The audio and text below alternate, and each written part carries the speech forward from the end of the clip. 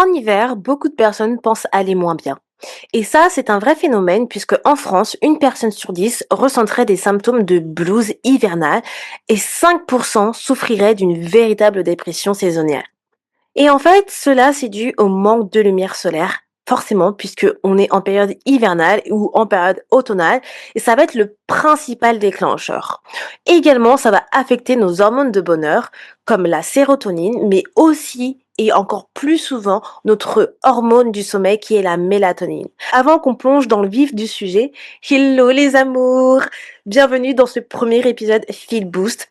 Pour toutes les personnes qui ne savent pas ce qu'est les Feel Boost, eh bien, les Feel Boost, c'est le format de podcast qui vous permet d'avoir un épisode par jour de feel positif pendant la période, du coup, estivale et la période, maintenant, hivernale.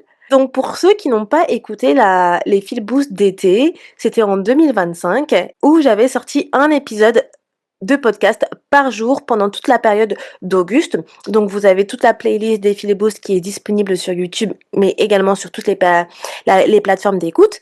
Et les Feel Boost sont en vidéo. Donc du coup, ce sont des épisodes entre 5 et 15 minutes par jour que vous avez pour vous donner un petit coup de boost, mais également un coup de boost à mes écoutes. Donc cette année, on fait également l'édition d'hiver. J'ai décidé de faire également l'édition d'hiver puisque en fait, ça a été un succès du coup pour l'édition donc estivale. Donc je me suis dit, je vais faire hiver et été et on verra ce que ça donne. Donc dans ce premier épisode, je vous parle d'hibernation émotionnelle.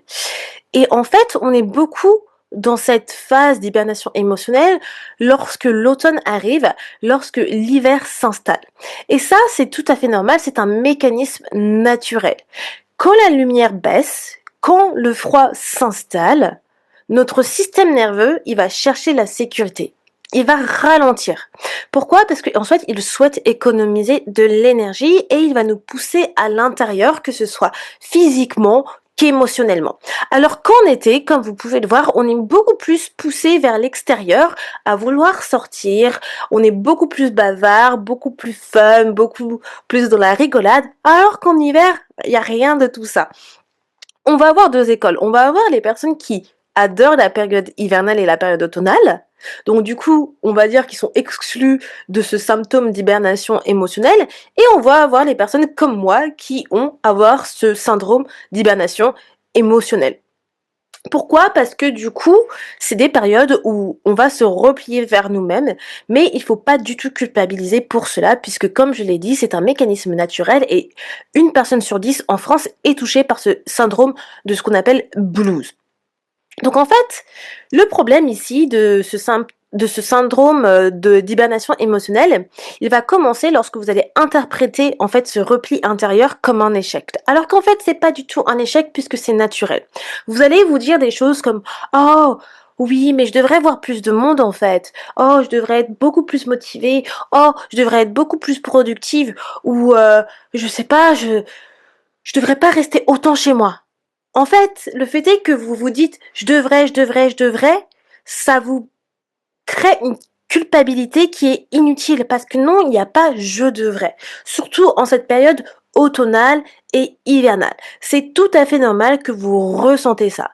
Moi-même, si vous écoutez le podcast Feel Positif depuis un moment, vous savez que je suis quelqu'un de très positif, qui cultive un mindset positif, qui cultive la pensée positive. Et c'est pas pour autant que voilà, en hiver, je suis extrêmement en joie. La période hivernale, c'est vraiment pour moi une période de repli que j'ai appris à accepter. Il y a une période de ma vie où j'appréhendais énormément l'automne et l'hiver. Pourquoi? Bon, ça c'est un autre sujet, mais je vais la faire court parce que en fait, pendant certaines années, en novembre, c'était vraiment un mois où octobre-novembre où j'avais eu que des merdes et du coup j'appréhendais du coup l'hiver et l'automne. C'est vraiment comme le Grinch. On pense souvent que le Grinch, il n'aime pas Noël. Mais le Grinch, c'est pas Noël qu'il n'aime pas, c'est les gens. Pourquoi? Parce que, en fait, avant Noël, avant la période de Noël, avant que, ça soit le 25 décembre, il lui est arrivé quelque chose de dramatique où en fait il se faisait harceler. Et c'est pour ça qu'il dit je n'aime pas Noël parce que c'est arrivé avant la période de Noël. Alors qu'en fait non, c'est pas Noël qu'il n'aime pas, c'est simplement les gens qui l'ont traumatisé. Et ben c'était un peu pareil pour moi. J'avais associé la période hivernale, automnale, à en fait les merdouilles qui m'étaient arrivées en octobre, novembre, qui apparaît pendant la période hivernale. Si ça fait sens pour vous. Bref, je m'égare un peu. Tout ça pour dire que ça, c'était une des raisons pour laquelle je n'aimais pas forcément l'hiver et l'automne. Ensuite, j'ai dû en fait un peu déconstruire toutes ces croyances que j'avais et essayer de pouvoir mettre de la positivité dans le négatif que j'avais auparavant. Mais lorsque vous créez une culpabilité inutile en vous disant que vous aurez dû faire telle ou telle chose, ça vous renferme encore plus. Et en fait, ce syndrome d'hibernation émotionnelle, c'est vraiment quand vous allez vous replier sans comprendre pourquoi, lorsque vous allez éviter certaines interactions avec les gens, vous allez aussi beaucoup moins parler et vous allez vous protéger émotionnellement et physiquement parlant. Mais pour moi, c'est pas forcément du négatif. Parce que c'est vraiment associé à cette période-là, hivernale et automnale. Je vous donne un exemple avec moi-même. Donc, au-delà de ce que je viens de vous expliquer par rapport à ce que j'aimais pas octobre et novembre, et que j'ai appris à vivre avec, et je vais vous donner justement des tips comment sortir de cette hibernation émotionnelle. L'hiver, l'automne, j'aime moins parce que, d'une, il fait froid. Moi, je suis pas quelqu'un du froid. J'aime beaucoup le chaud. Hein. Clairement, je suis caribéenne. Faut pas me donner du froid.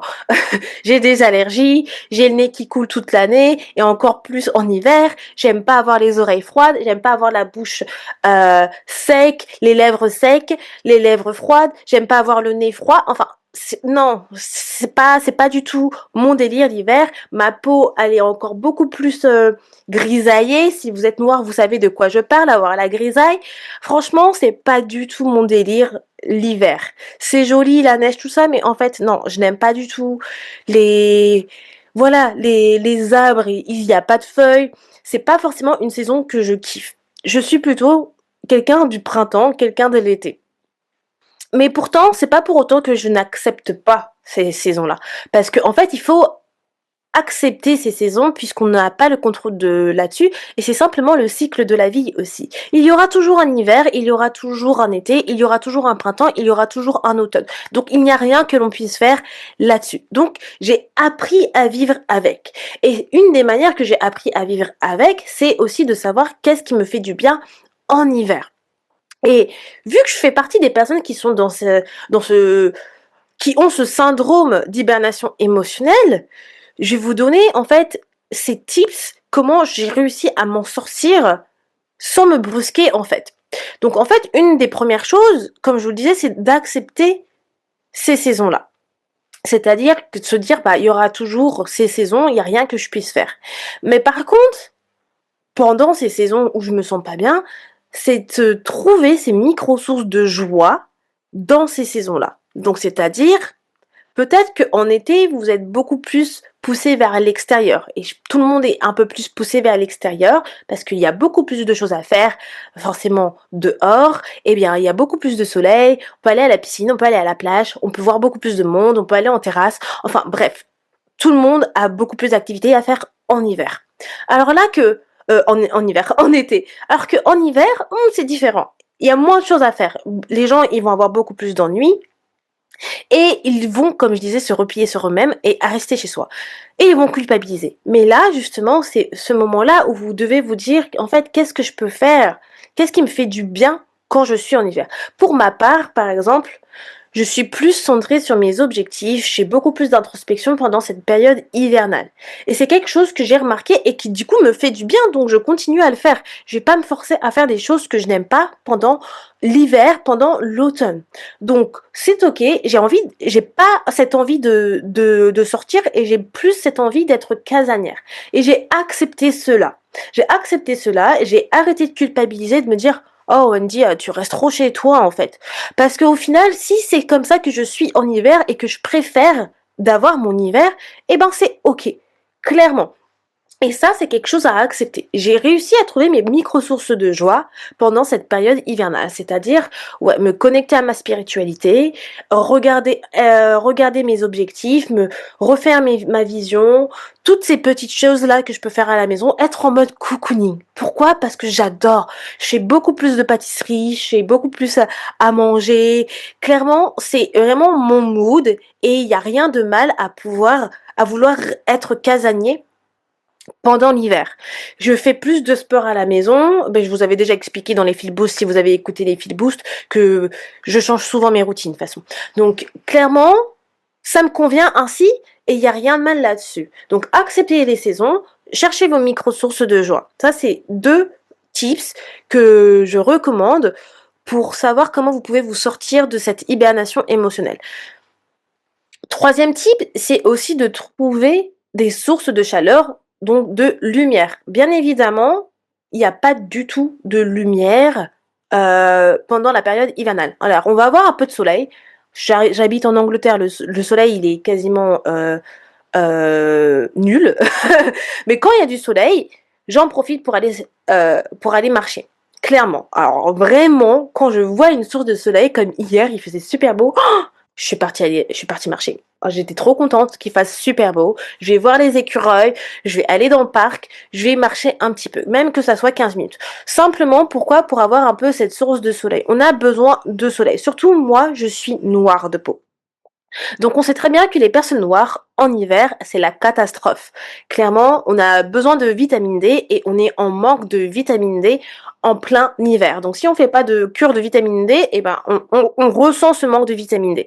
Donc notre peau a besoin de vitamine D. Donc dès qu'il y a une source de lumière, je vais dehors, ou sinon, chez moi, au niveau de la fenêtre, on a vraiment des rebords assez larges où je peux me poser et que je peux être vraiment en face de la lumière. Donc ça fait un bien fou.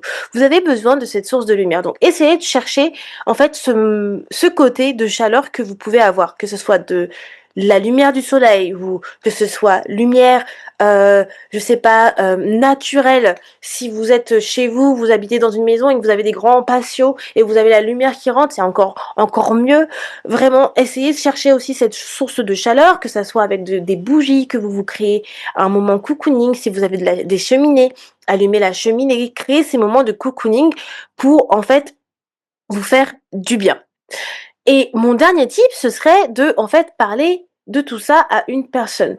Quand vous êtes du coup vous avez pardon ce syndrome d'hibernation émotionnelle, on on pense souvent être en dépression. Alors moi je pense pas être en dépression en hiver, hein, comme là on est en plein hiver, je suis très bien. Mais la majorité des personnes peuvent avoir ces sentiments de dépression parce qu'elles se sentent vraiment down, down, down. D'accord? Et parler à quelqu'un, ça fait toujours du bien, d'accord? Et c'est surtout que parler à quelqu'un qui comprend que pendant la période hivernale, automnale, vous n'êtes pas pareil, en fait. Moi, je suis pas du tout pareil en période hivernale et automnale puisque, en fait, je me sens beaucoup moins, fun, si on peut le dire.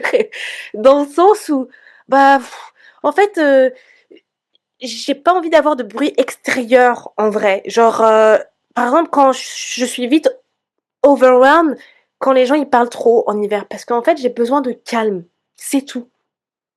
Parce que voilà, j'ai remarqué que c'est exactement ça, puisque c'est pas forcément une saison vraiment super fun pour moi. Je sais que j'ai besoin de calme. C'est pour ça que je vais être beaucoup plus repliée sur moi-même en hiver, être dans l'introspection, alors qu'en été, je suis plus wouh, wouh, wouh.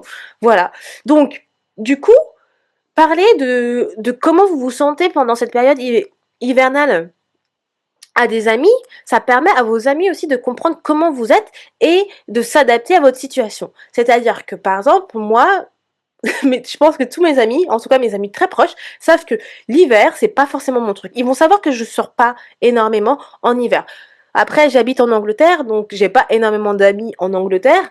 Donc du coup, mes amies que je vois en Angleterre, on va faire vraiment des activités. J'ai de la chance parce qu'elles sont comme moi aussi. Et l'hiver, c'est pas leur truc. Donc on fait beaucoup des activités en mode ouais, tu viens chez moi. on va se regarder un film, on va se faire un coffee chat, on va faire de la pâtisserie, on va faire de la poterie, enfin, on va faire des activités à l'intérieur, clairement. Et ça me convient énormément parce que forcément, c'est vraiment mon mood à moi. Et je sais que j'ai des amis qui me comprennent et qui peuvent aussi s'adapter à ce que moi je veux. Et ça leur dérange pas.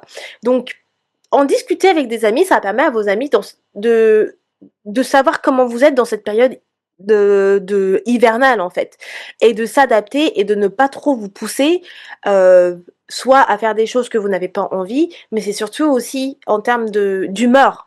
Parce que qu'on se le dise, on ressent vraiment quand une personne ne se sent pas bien. En tout cas, moi, mes amis, je leur parle souvent, j'arrive à savoir, ouais, bah, t'es pas dans un bon mood. Et parfois, on n'est pas dans un bon mood et on sait pas forcément l'expliquer. Mais c'est voilà, l'hibernation émotionnelle aussi. Donc, juste pour conclure cet épisode, si vous sentez que vous n'êtes pas bien pendant cette période hivernale, c'est ok. C'est un mécanisme naturel. Ne vous blâmez pas. Quand on va arriver en période, bah, justement de printemps, vous allez voir que votre mood, il va commencer à changer. Et encore une fois, ne vous forcez pas à être positif. Vous savez que moi, par exemple, je suis quelqu'un qui cultive énormément la pensée positive et j'ai souvent des moments de down. Ça fait pas de vous une personne moins positive d'être dans cette période d'hibernation émotionnelle. Pas du tout. C'est un mécanisme naturel et c'est ok. Donc, il faut simplement l'accepter et te dire, bah, c'est comme ça que je suis pendant la période hivernale. Et voilà. Et puis, personne va vous blâmer d'être comme ça pendant cette période hivernale, surtout si vous communiquez avec vos proches. Communiquez cela avec vos proches. Communiquez avec vos amis et j'espère que lorsque le printemps arrivera, vous vous sentirez beaucoup mieux. Voilà les amours pour ce premier épisode de Feel Boost. N'hésitez pas à me dire ce que vous en pensez en commentaire, que ce soit sur YouTube ou bien sur Spotify. Si vous êtes également dans cette période d'hibernation émotionnelle, si ça vous a inspiré. Et moi, je vous dis à demain pour un nouvel épisode. Ciao tout le monde!